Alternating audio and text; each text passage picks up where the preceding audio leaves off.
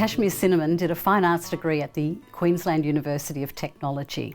After that, he came to Melbourne about 7 years ago, and he's been working pretty steadily as an actor since then. Kashmir, thank you so much for joining me this afternoon. You're very welcome. I'm really glad to be here. It's a treat. Good, good. So tell me about how you got into the university. I guess I was doing drama inside and outside of high school, and there were a couple of people in my drama class actually that went on to bigger and better things. Yes, one of the girls in my class went straight into NIDA and I went straight into QUT, and of course to get into either of those there's this massive influx of applications, and then they whittle down to a very small class of, I think it might be 20 for NIDA or something like that, and for QUT I think it was 18, and then after the end of the first year they cull back even more. So. And you didn't have a backup plan? No, I did not have a backup plan. That's it, end of high school I went one option, that course, and if I don't get it then... Now they took you, you said when you were 17, and we all know that places like NIDA will say, no, come back when you're older and you've got a bit of life experience under your belt. What do you think was good about going into to that kind of environment at that age, and what do you think, what are the pluses and minuses? All right, the positives I would say is I haven't gone out into the world, formed a whole heap of bad habits in amateur theatre and then tried to come in and relearn everything, I guess. I think that's a huge plus. I've had other people criticise it and say, oh, they get you young enough that you can still be brainwashed. I don't know if that's true. But yeah, that's definitely a positive. And then I understand this thing of life experience is really useful, especially with say method style things. The idea is to use your life experience in your roles. So how can you play a father who's lost a child if you've never had a child? Or indeed a loss. Or a loss, or any kind of real world experience. Of course it doesn't have to be such a perfect parallel every time, but yeah, if you haven't seen the world, if you haven't left the country, if you haven't had a major breakup, if you haven't had any of these human experiences, how can you then portray that? So looking back now, would you recommend to someone else that they go in at that early age or get a bit of life experience under their belt? I think it's a case of not one size fits all. I think for where I was at with my life, it was perfect. You came to Melbourne and you started working with Complete Works Theatre Company. So, tell me a bit about that. Yes, I moved here. I kind of didn't have a cent to my name, and I was just working a job for money and trying to get a foot in, and it took about a year. It took about a year of just working in cafes and bars and not seeing a whole heap of sunlight, and it was my first winter, true winter, coming from Queensland, and I got a role in a midsummer show at the La Mama Courthouse. And yeah, threw myself into that and thought, oh, this is really interesting, cool. I'll take anything just as a bit of experience and see what the Melbourne scene's like. And then at the same time, I got cast in the Complete Works Shakespeare tour. Their main tour is about 9 months long, with 3 actors doing 3 1-hour plays. Wow. Romeo and Juliet and Macbeth amongst them. So it's a lot of text to hold on to, and then a long time to do it as well. Describe the tour, describe the experience. It is your life for 9 months. You get to know these other actors in a way you don't get to know a lot of people. You spend, sometimes it's 6:30 in the morning, you get into the vehicle together, and then you drive an hour to the first place, and then you set up, you do the show, you pack, you do a Q&A afterwards, you pack down, you drive, you go and have lunch together. You go to the next school, you repeat the process, and then you drive home together. Or you drive out further regionally and you stay in a hotel, and you're out in a regional town that you've never been to, and there's nothing going on because it's a Tuesday night, so you have dinner together. and then you maybe look over your script for the next day and it's 10 o'clock and you go to bed. It's just... So it's a schools tour, just Victoria or around Australia? Just Victoria. Okay, so you got to know Victoria pretty well. Yeah, it was been here a year, and then I get to see the sights and sounds of everywhere from Mildura, Echuca, Wodonga. That was really nice. Got to see a bit of it and see the changing seasons, which doesn't happen up in Queensland. What was the most challenging thing about being in that sort of hothouse environment for such a long period? It sounds like a bit of an off-topic response, but I've been really interested in the possibility of humans going to Mars. Okay. And the problem that they're coming up against time and time again is not a technological one. It's the human problem. That they go, how do we have 5, 10, 50 people in close quarters for months of travel, and then when they get there, in close quarters for months, years. That's the problem. And certain personalities don't work with other certain personalities. And it doesn't matter if you're an expert in your field or, you know, you're an amazing actor and you can do your role really well. I'd almost say that that role was less about being on stage. And if you look, you know, minute for minute, it's a challenge because I suppose in our everyday life, if you have a conflict, most people want space. Space alone to then process, and then you can come back together and resolve it. And sometimes you don't have that. So I thought you were going to say something about the enormous chunks of text that you had to learn and deal with, and working with schools and being able to do the educative parts. It's amazing how my perception of the job changed. I think getting that job early on, you know, a year and a half out of acting school, was really great for me, really grounding and humbling, rather than going on to, I don't know, something on TV, on Australian TV, and they hype everything up. I'd done all this training and spent all this time wanting to be a professional actor, and then I'm rocking up to schools at 8 in the morning going, this isn't the glamorous actor life that is portrayed in the media. And it's not that that's what attracted me to the career. Shift of expectation versus reality. And then when I started to see the looks on just a couple of kids' faces as the penny starts to drop and they get something for the first time that they never understood reading the play in their English classroom, which of course you're not meant to. It's not a novel, it's, you know, Shakespeare, it's a play, it's meant to be seen, it's meant to be heard. The audience of the time were mostly illiterate. They used to say, we're going to go and hear a play, not we're going to go and see a play.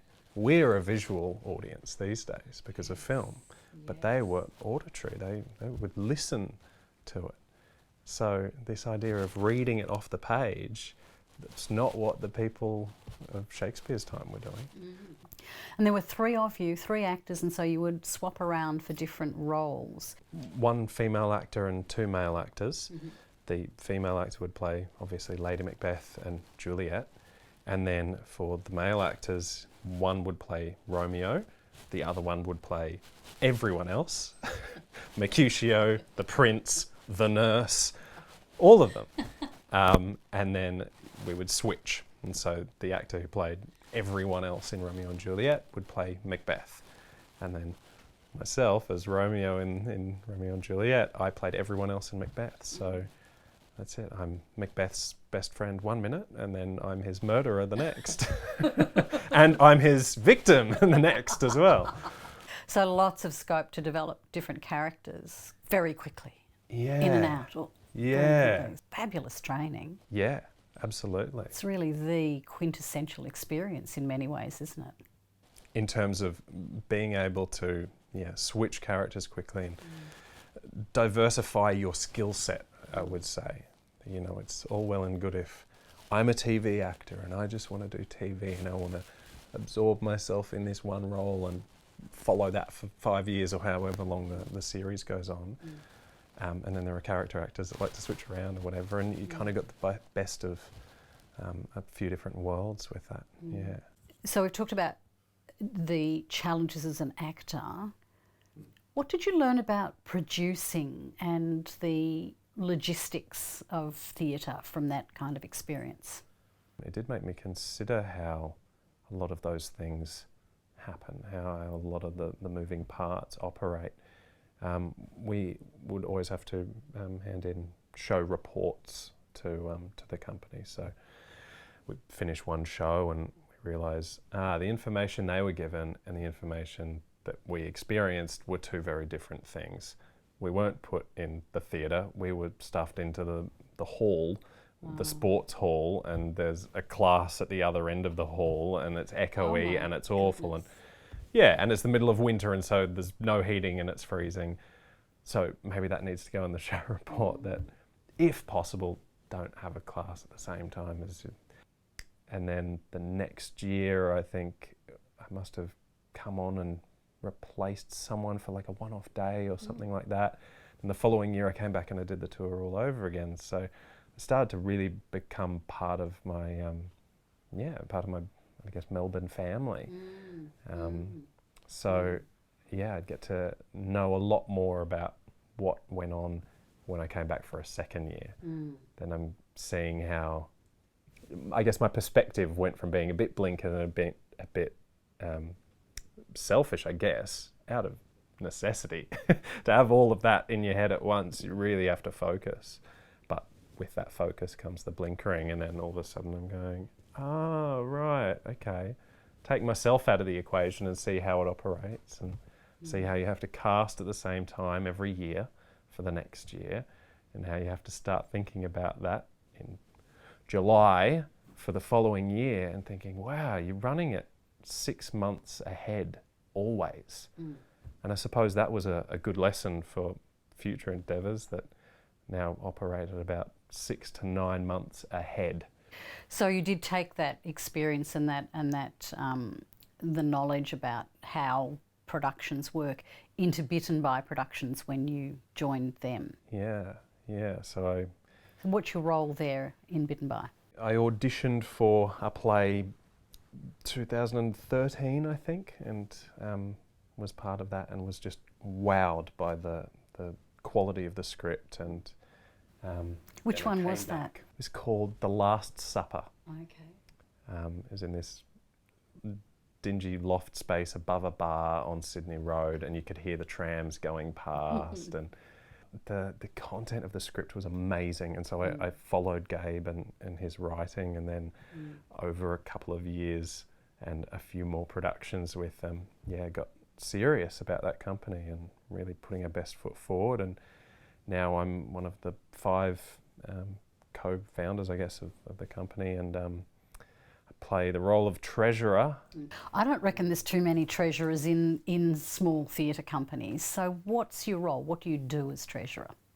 Budget for us for the next play. For the next play or for the next 12 months? 9 to 12 months. Budgeting for that is, I guess, the first step. Then it's kind of holding the purse strings a little bit. Gabriel and myself are the 2 kind of co-signatories on the cards and the bank accounts and everything. So when it comes to a decision of, do we have the money to get that really expensive set piece in there at the back? I go, no, you've got to find another way to do it if we want to continue making theatre. It's not just about getting paid on this job. We don't take any money. We only take money if we're involved in a particular production, if that production makes money. And then trying to stick to that budget and then paying everyone if we make money, which, fingers crossed, touch wood, we have every time. Which is amazing, just amazing to be able to do that. I really congratulate you for it. Yeah. So one of the other things I think that Bitten By does is I think you've got a pretty clear objective about what sort of theatre you want to make and what you want the company to be. I think you're pretty clear about your mission and where you're going. Can you tell me a bit about that? It's developed and it's grown from what it was at first. The Bitten By formula in the early days, before we became a proper company and a co-op, we used to joke it was 4 people in a room talking, yelling, swearing, and there's a gunshot somewhere in the thing. And yeah, we even had a perfect way for creating lifelike gunshots, which is to get those old cap gun rings, sticky tape it onto the end of a mallet, and then you whack that up against a wall. So instead of the cap gun individual shot, it was 8 shots all at once, and the smell of a little bit of gunpowder in the room. So that real like 4D immersive kind of experience for the audience, and it made people jump. So that would have been Captain Moonlight? Captain Moonlight, The Last Supper, all the ones that predated there. Even The Commune, which was one that was commissioned. It was the first one that was actually commissioned to be written. So I guess, yes, that was early on. Yep. That was the vision. As the quality has improved and as our drive to keep creating quality Australian content has gone on, the mission statement's changed slightly, and now it is to create new Australian work and to foster and develop Australian creatives. Once upon a time, Gabe wrote all of our scripts. It was basically producing Gabe's scripts. And now it's trying to find different writers, trying to find different types of stories, and develop them. So part of the process is always taking a script, sitting down, working out what works, what doesn't work, giving it back to the writer with some suggestions. They're not hard and fast rules, you have to change it to this, but some suggestions, and then after some changes have been made, some improvements have been made, then we'll start producing it. Fantastic. Do you have set lengths, or do you try and find pieces that will fit into particular festivals, or how do you kind of sit things? It's a bit of a mixed bag. In the past we've had a particular venue and we would just do everything at that venue. We got a little bit tired of how small and musty that theatre venue was, and we've started to do festivals. And what we've found now is that festivals work if there's a known quantity. So Gabriel's a huge Beatles fan, a huge Springsteen fan, and he's written pieces based on both of those. They did exceptionally well. I got the absolute delight of playing John Lennon in the Beatles play, which was basically 4 people in a room yelling and swearing at each other. No guns. No guns in this one.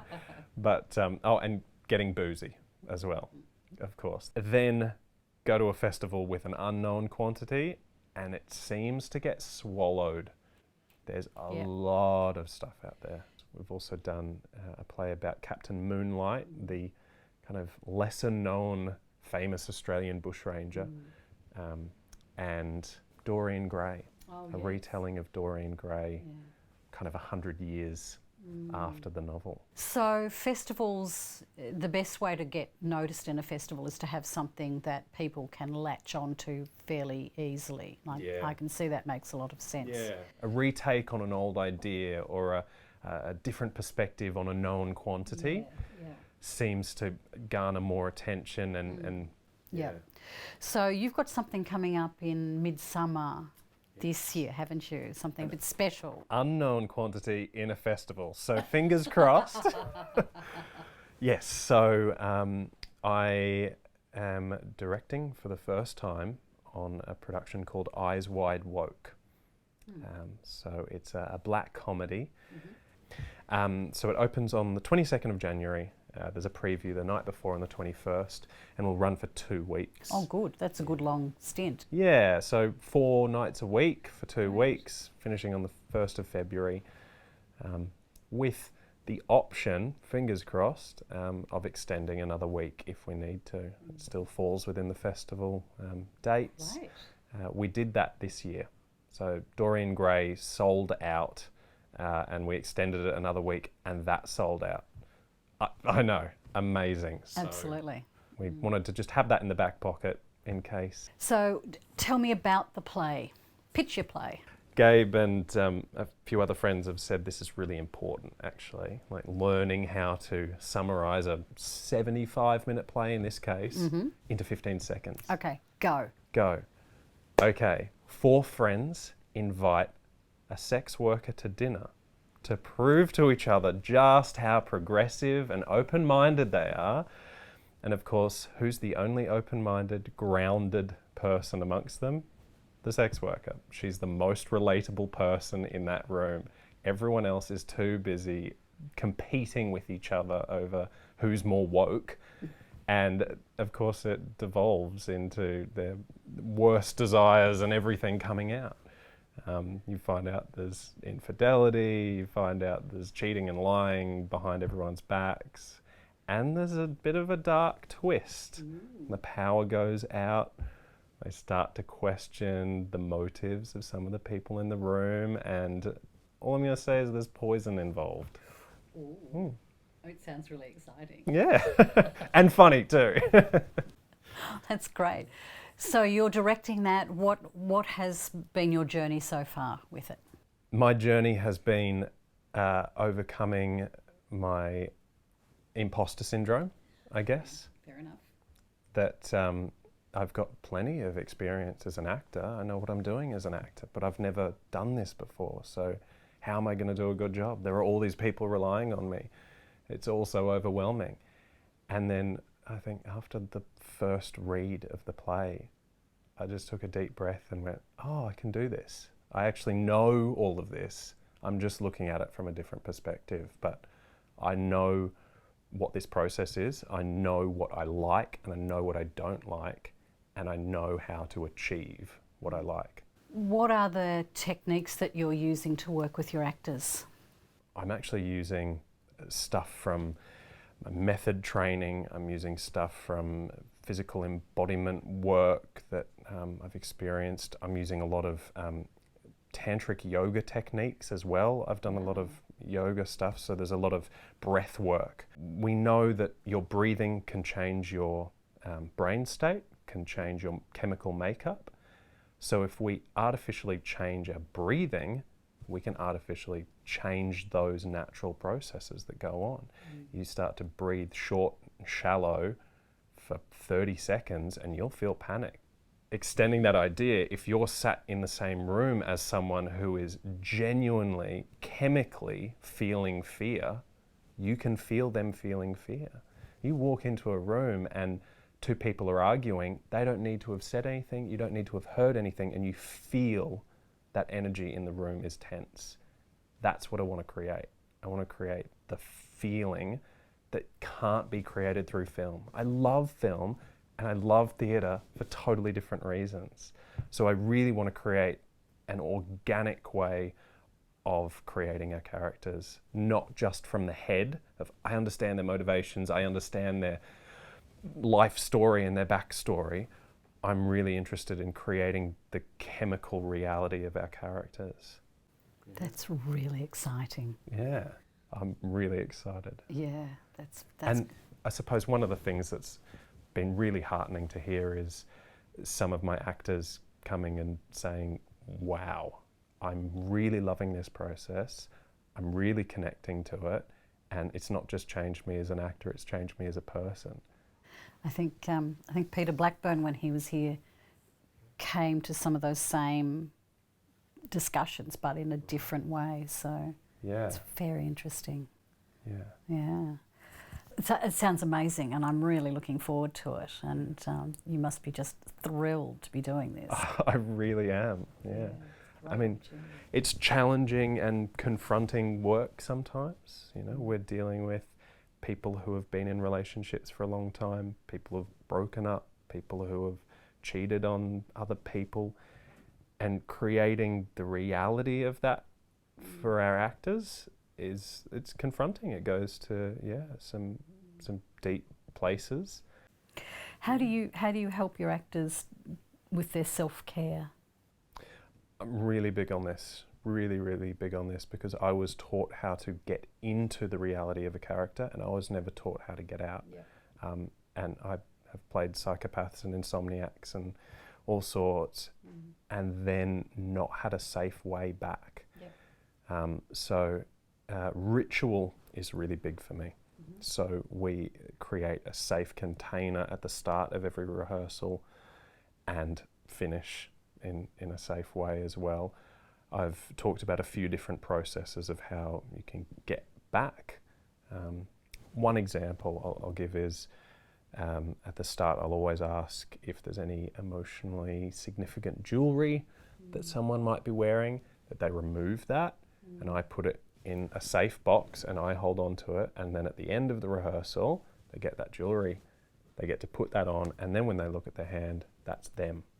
Whereas this looks like their character and this looks like them. How many people in your cast? 5. Oh, that's quite big. Mm. Yeah. And how many people in the support team, the people back of house team? We have a producer. Our writer is also doubling as our designer. Oh, that's interesting. Catherine knows the script so well, knows the world so well, and her job as writer is over now. So now she can just focus on it from a visual perspective. And then stage manager. So you did a couple of short films, I think?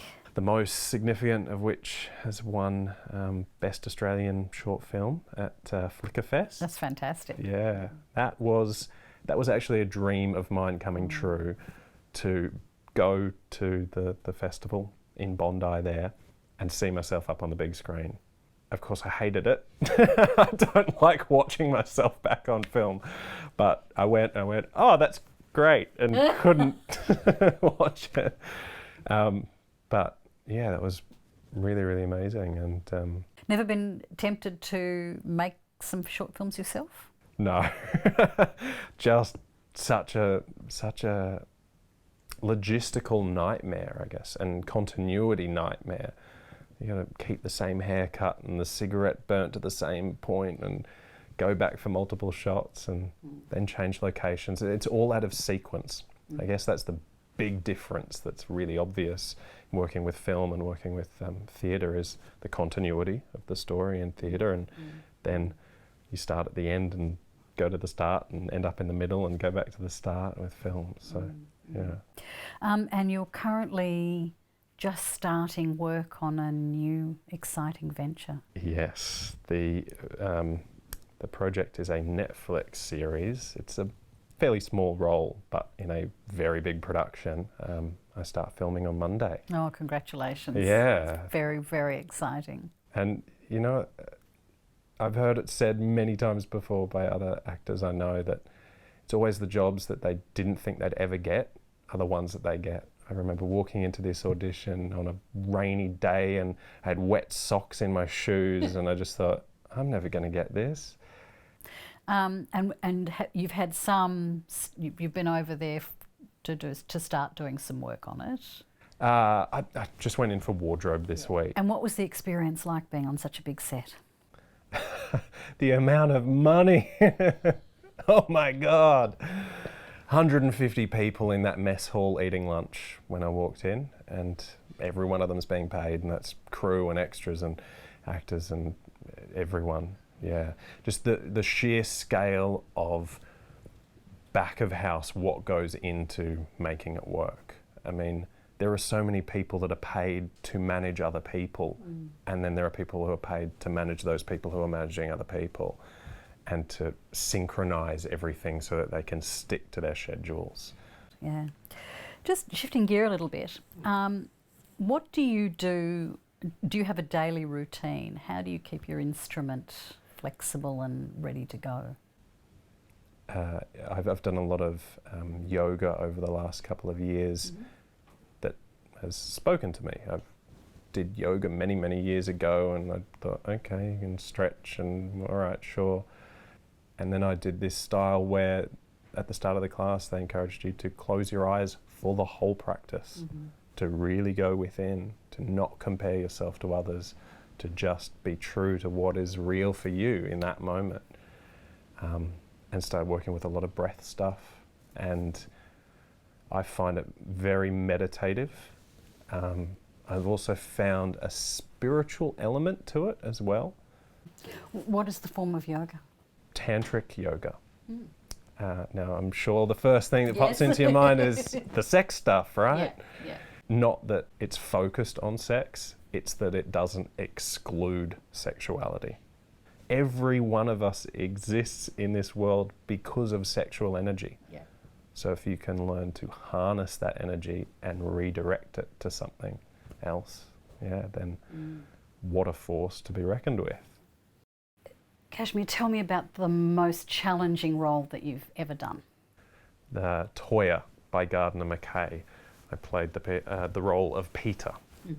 And now Peter is a serial killer, but of course he doesn't get invited into Maud's house by pitching himself as a serial killer. He has to be very approachable and easygoing, so he gets in by playing the unoffensive gay character, gets in, starts reading a palm and getting like girl talky with her, and then he goes to leave, and then he locks the door and the mask drops and you see him with his prey, and she crumbles, and then he goes, no, it's all just an act. I'm just an actor. I'm an LA actor. My acting class is, just a couple of miles that way, and we're told to be immersive with a character and take it into our real life. And so this back and forwards of, is this guy acting? Is he not acting? Is he that person? Is he not that person? Yeah, so what made that role particularly challenging for you? Yes, the proximity of audience and the changing nature of the role, but more than anything else, it was a two-hander that went for, I think, a little bit over 100 minutes. Kind of 60 minutes is maybe the most amount of time I'd spent on stage in one go. So what was your rehearsal process for that? How did you pull all of that together and handle just keeping it going, I suppose? A lot of research and just a lot of getting comfortable with that other actor, and a lot of play. So a lot of we would work hard to separate us as actors from us playing with the characters and coming out of that. I'm really good friends with the actress that I was working with, Farron Martin. So, like all of us, it's hard to make a living just from the work that you want to do as an actor. So how do you manage that balance that we're all struggling with? What's your day like? The job I'm currently working, I'm making coffee in the morning from 6 till midday, basically. So that's a time where I'm not doing anything creative and no one else is doing anything creative. Absolutely. It's this perfect time slot. Yes. And I got it after walking in to the interview and saying, I'm an actor, I have other commitments, but I'm passionate and knowledgeable here, and this is what I can offer. So I think the more honest you can be from the get-go and more clear you can be, the better that goes. Of course, when film things come up or other things come up that are whole day activities or long stints in theatre, then you have to give it up. And sometimes employers are okay with that, and other times you have to give up that job, and then you have to find another one. And that insecurity with finances is part of the reason that the arts suffers so much when it comes to mental health. And there is a point at which you have to say, I've only got so much actual time and I've only got so much mental capacity, and if I give more of that to being a supervisor in this job, there's less for what is actually more important to me.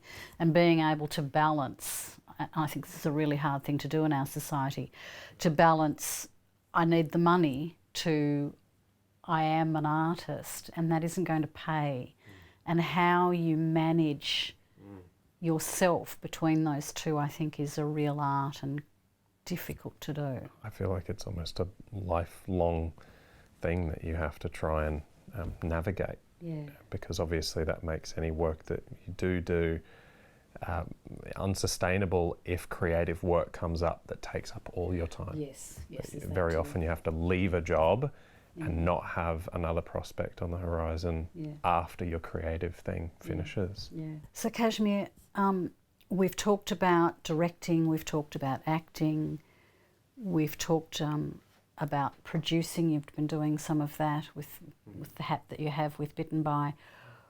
Where do you see yourself? What would you like to grow over the next few years? I'd love to see Bitten By succeed on a bigger scale, I guess. I'd love to see Bitten By grow to a point where everyone can be paid appropriately for the time that they put in. That would be really great.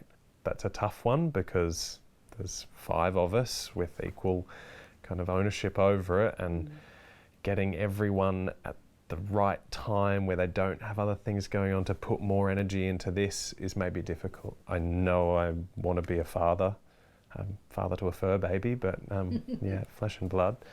My wife's studying to be a midwife, so she's definitely passionate about children. Well, I hope you find a way to combine that as well as the creative activities that you obviously love so much. Yeah. Yeah. Thank you so much for spending the afternoon with me. Thank you. It's been an absolute pleasure. Great. I've been with Kashmir Sinnamon. Thank you so much for watching Tête-à-Tête.